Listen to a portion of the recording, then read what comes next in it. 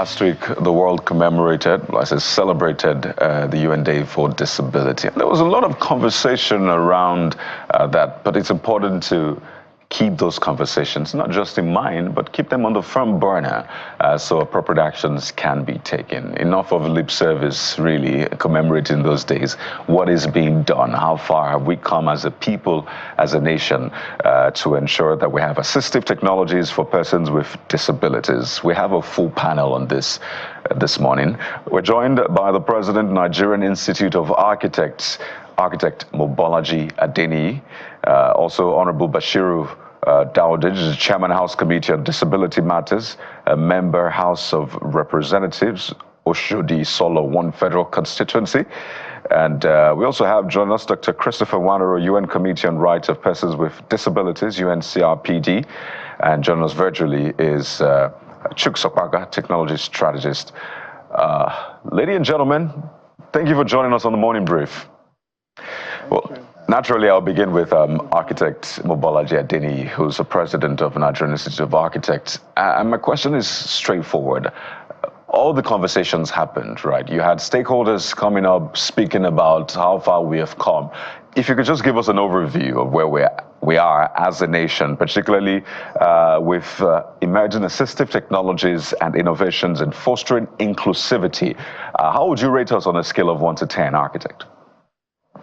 Well, to be honest, I would say we're on a scale of between 3 and 4. And the reason is that this is one technology, particularly for buildings, that hasn't been so well embraced. We do know that assisted technologies refers to devices, software, or equipment that help individuals with disabilities, impairments, or limitations to interact, with the environment. So how much of this is being used or is available in buildings, particularly public buildings, is the issue here. And like I said, on a scale of 0 to 10, we're probably just about between 3 and 4. There are very few buildings, public buildings, that have employed the use of these devices for now. Let's take it to Honorable Bashiru, the Chairman House Committee on Disabilities. Let's talk about some of the legislation that the National Assembly, or the legal landscape, if you will, the legislative landscape, has been able to put in place to engender stronger inclusivity as much as possible when it comes to persons with disability. The architect has spoken about the rating. By our own assessment, is quite poor. So where do we stand on the legalese? Thank you very much for the question. I think that from the perspective of the legislature, who would not look at it as poorly as that. Because after several years of advocacy, the National Assembly passed the Act, which is the Discrimination Against Persons with Disability Prohibition Act 2018, signed by President Buhari. But as you will expect of any new legislation, there was a 5 years moratorium in terms of implementation so that folks can get used to the law. And this ended in January. So what the House has done after that is also from our committee, go to the whole House to seek resolution for implementation and compliance, which was passed, so which is also enforced now. The other motion that also passed was about accessibility to public buildings. So what the committee is doing now is actually looking to how far the MDAs have gone with implementation and how far the private sector is going with implementation, especially in terms of accessibility, employment, and the projects and programs that have been implemented with consideration to persons with disability. So we would say that this is an ongoing concern, and we don't think we're where we should be. But we think that from the perspective of the legislature, we're on the right track. Thank you for the question. Okay, I'll bring this to Mr. Opaka, who is the technology strategist among the panelists. 3 to 4/10 is quite low. So I want you to speak to us about how Nigeria can leverage public-private partnership engagement to ensure that the manufacturing of these assistive technologies can be done locally, or even not, if we don't have the wherewithal to manufacture them locally. How can we also get them imported at competitive prices? Thank you so much. Today, the world is a global village, and whatever is manufactured in America or Europe or Asia or any other part of the world is easily accessible to us in Nigeria. And I think also in Nigeria, the youths are very tech savvy, and I have had big interactions with those using software and robotics design to develop all sorts of things. So it suffices to say that, yes, in Nigeria, it's just for us to focus and tell ourselves that we need to develop these things. When you think about the fact that we have maybe close to 1 billion people all over the world, that's almost like a very huge percent. 1 out of 8 or so have one form of disability or the other. From glasses that we use to read, magnifying glasses enable those of us that probably can't see clearly to see clearly, to complex algorithms and solutions. So we have technologies that are available today that help people with disabilities to functionally and effectively integrate as a core part of the society, to enable them participate in education and learning, to enable them participate in economies and be able to move freely, without, being a burden to others. So I don't think it's a matter of how we are going to assess it. I think we have access to it. Rather, it's about those, we being intentional on how we take advantage of it and how we develop the local capabilities that are already in the country and channel them appropriately to solve these challenges that we face, that face us here as a country, as a people. So I think we have the capabilities and the tools and software are all available. We have also the people. It's just to see maybe from a maybe when you put laws and regulations that can help guide these people. I think probably that's the perspective. I think the leadership of the country, the entire ecosystem that probably can make this possible need to actually begin to channel our energy so that these energies and these skills and these capabilities can be channeled properly to solve this. Sorry, Mr. President, let me come in quickly here, and that's why we have this full panel. So we'd like to just take all the responses as quick as we can to ensure that we make some good progress. And I'll come to Dr. Wanuru on this one. We can talk about global best practices, what obtains in other climes, but I want us to focus on what we can borrow from those climes in making progress with this strand. And you have the benefit of perhaps seeing how other countries journeyed up until the point they're at right now. So what is the best route to go about this? You understand the peculiarities of Nigeria with the economy. Some say, well, I need to pay attention to the basics first before I go up to that level, because I see that level as a higher level of sort. So what's the best route to achieving this? And I'll come to Architect Adeni very soon, but over to you, Dr. Wanuru. Thank you very much. Nigeria, based on since the signing of the arts by the president in 2018, up to now the establishment of the National Commission for Persons with Disabilities, we observed that there are lots of things that are lacking, but to God be the glory. For the past 5 years of establishment of this commission, we have done our best to meet up with what is happening in the Western world, where they have gone for a long time.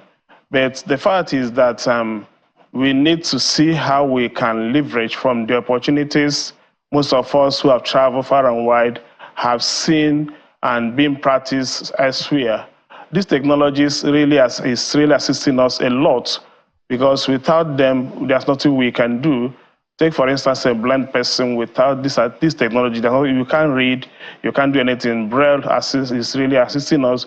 And equally, just like I've mentioned before now, that we have different assistive technology. Take, for instance, in the public buildings, the escalators is very important. The elevators, we don't have them in some places in Nigeria. But today, we thank God that we have an expert here with us, an architect with us who understands the importance of these things. So assistive technology is something that we need to embrace. We engage from the level of the United Nations, where I am a member of the committee. 2025 have been mapped out as a technology year, where all these things is going to be bring to bear to ensure that it will reach to the global south that is lacking this technology. The global north have gone far ahead of us, but we are trying to bridge that gap to see how much all of us can leverage and live as or have the opportunity other people are having. So in Africa and Nigeria, where I come from, we'll see how best we can help our people have access to them. The manufacturers, we engage them to subsidize the rates, the prices, so that we reach to the level of a common man in Nigeria and other parts of the world. The policymakers, we equally engage them to ensure that they'll be able to do something to bring up legislations whereby possibly it will be provided free of charge for persons with disabilities and for them to have access to that of inclusivity. Thank you very much. Architect, let's bring it back to you. You did that assessment, and I'm sure that there's a way to improve on it at all levels, whether in terms of codification, in terms of legislation. From where you sit, and where you sit by literally your point of view and the position you occupy among architects in Nigeria, what needs to be done to escalate this to an appreciable level, maybe scale it up to 10, or sorry, let's say 7 in the next 2 to 3 years, or even 5 years in the short term? Thank you very much. First of all, there needs to be more awareness of the need to have our buildings to be much more inclusive than we have now. And this is going to be done through use of qualified professionals for our designs and construction of our buildings, particularly public buildings. Why I rated it a bit low is that if you look at what we have today for most of the public buildings, you still discover that many of them are not accessible and they're not using this accessible, tools to be able to make it inclusive for people with disabilities. Therefore, it's important for government, and I want to thank God that we have the legislators working very hard on this. We had an interactive session with them yesterday to ensure that the law is compliant. And we believe that for this law to be compliant, the right people need to be part of the monitoring committee. So the architects are, advocating that architects particularly be drivers of this monitoring system to ensure that buildings are compliant and are inclusive and use all these devices so that people with disabilities can have functional spaces, can be comfortable in using the buildings that we have now. So the architects need to be in the forefront of this. How compliant are these buildings? In the approval stage, are buildings designed to include these devices to ensure that there are elevators, there are escalators, there are workable ramps, the materials that are used for finishes, are inclusive for people living with disabilities? After the approvals, is there monitoring to really show that these approvals that have been given are actually done as specified? This is the role of the architect. So we believe that working with the architects, we can also ensure that compliance for inclusive buildings will ensure that people living with disabilities are able to use buildings more effectively. And of course, as was said, we must look at homegrown solutions. Most of these devices we're talking about, they're not manufactured locally, they're not cheap, they're not so accessible. So how do we begin to develop our own homegrown solutions? How are we going to ensure that we have these devices, being based on alternative energy solutions? We know the electricity problems that we have in the country, even where there are devices that assist, people living with disabilities, sometimes you don't have the power to power this equipment. So alternative energy is important here.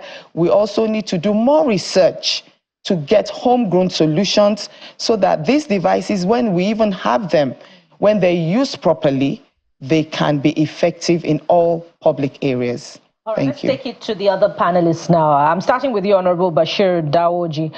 Please walk us through these assistive technologies and how we can get them, to the community of persons with disability. And, we have them in the armed forces, we have them in sports, we have them in offices. So perhaps you can give us a mental picture of what these assistive technologies are and how we can spread them around. Thank you very much for the question. And I will start by looking at it from the perspective of the legislation. I don't believe that miraculously folks will just be that altruistic. We think that there should be some element of pressure from the law to make folks to do the right thing. But thank God that you have the law. It is very clear in the law, apart from the issue of discrimination, that all persons with disabilities shall have access to public buildings. So if there are public buildings in Nigeria right now, why PWDs cannot access your building, you are in violation of the law. So the awareness of that law is really critical. Now, in terms of assistive technology, it's also important to recognize that the law talks about the inclusion of PWDs in all aspects of the Nigerian life. What does that mean? So a kid who is visually impaired should be able to go to school, with the support of assistive devices. And or those folks that are hearing impaired. And this is actually in the law. So the onus is on government to be able to make commitment that the persons with disability will be included in the Nigerian life. For example, the budget of the Commission for Persons with Disability is one of the lowest in the Nigerian environment, whereas there are 35.5 million Nigerians who are persons with disability, and they are not really being catered for in the budget year in, year out. So these are the areas that we have to look ourselves in the mirror and don't look at it like we're doing something for them. We have to look at it like we are doing it for ourselves. But we have been very proactive in the committee, as seen by the interactive session we had yesterday. Now, for devices, when you are talking about wheelchair, that is actually available in Nigeria. But because just as in other aspects of the Nigerian life, there's no focus on that in terms of supporting manufacturing of those devices. And in the digital space, there are a lot of folks that are PWDs that can actually be involved in things like AI, and things like internet translation. So it's not that, this is actually available, that can learn the computers, but there is no focus on taking care of these folks. And we really think that this will change, but it's also the function of legislation to encourage people to change. Right, Thank you you very said much it earlier for the on that any building that doesn't have assistive technology for accessibility is in violation of the law. So I think that's very instructive to note. But we have to wind down now because of time. Clearly, this is an ongoing conversation, and I'd like Dr. Wanuro, Mr. Okpaka, to have just your final thoughts on this, particularly when it comes to violations and the rest. Now, I'll begin with Mr. Okpaka, then I'll come to Dr. Wanuro. I mean, you have 30 seconds just to give your final thoughts on this as we wind down. So, Mr. Okpaka, to you first. Hello, can you hear me? Yes, please. Go ahead. So I'm trying also to paint another kind of narrative that's very important here. For instance, there are those, can you hear me? Thank you. Can you hear me? Yes, please. Go ahead. Okay. I was actually talking about not just those who can't, not just for building constructions and properties. For instance, this live program that is going on and all your translations and programs that you air every day, there are those who can't hear actually, but they can see. Okay, so meaning that this analysis we are making, they can't understand what we are talking about. For instance, is it also possible for channels to put the speech to text kind of transcription on the screen, so that those who can't actually see but can who can hear but can see, we can also carry them along. So inclusion is so important. So when we look at it from an architectural point of view, it's like we're looking at just one side part of it. I think it's more integrated thing. So look at different kind of disabilities and how we can make laws, put regulations in place to help them become part of the society in all that we can do. All right, let's get Dr. Nwanuru's final comments. Well, it's good to know that we have applications that do that, give you subtitles. Even right now, I know a lot of people watching can have subtitles on their devices, either on YouTube or their mobile phone. So that's also something that's been integrated. That's why we're live on YouTube for our viewers to see that. But Dr. Nwanuru, final thoughts on this, 30 seconds we have to run. Can I understand you better? Your final thoughts on this, to wrap up this conversation, Dr. Nwanuru. My final. Okay. I'm appealing to Nigerians to recognize that 5 million people with disabilities, we have over 35.5 million people with disabilities in Nigeria. And I'm calling on the legislatures, I'm calling on good-spirited Nigerians, I'm calling on all of CSOs to remember that people with disabilities are a very important segment of the society that needed all attention to be given. We need all inclusivity. People should be included in the scheme of things. We are not going to be seeing them as it has been in the past. Many of them have made a remarkable impact towards national development, and they have equally assisted a lot towards helping humanity. So my final word is that let there be all inclusivity. Let us look at the laws to make sure that the implementation is executed to include people with disability to live as normal persons, they show that they will not be discriminated against as has been in the past. So we'll leave it here for now, but we'll follow up with the implementation. We'd like to thank you so much, Dr. Christopher Nwanuru, UN Committee on Human Rights of Persons with Disabilities, as well as architect Mobolaji Adeniyi, President, Nigerian Institute of Architects, as well as Honorable Bashiru Daudaj, Chairman, House Committee on Disability Matters, Member, House of Reps, Oshodi Solo 1 Federal Constituency, and Chuks Okpaka, Technology Strategist, Business Leader, ICT Expert. Thank you, ladies and gentlemen, for your time on the program. We'll take a moment now. When we return, we're giving you some tips for your personal computer. Oh yes, that's a moment. Stay with us.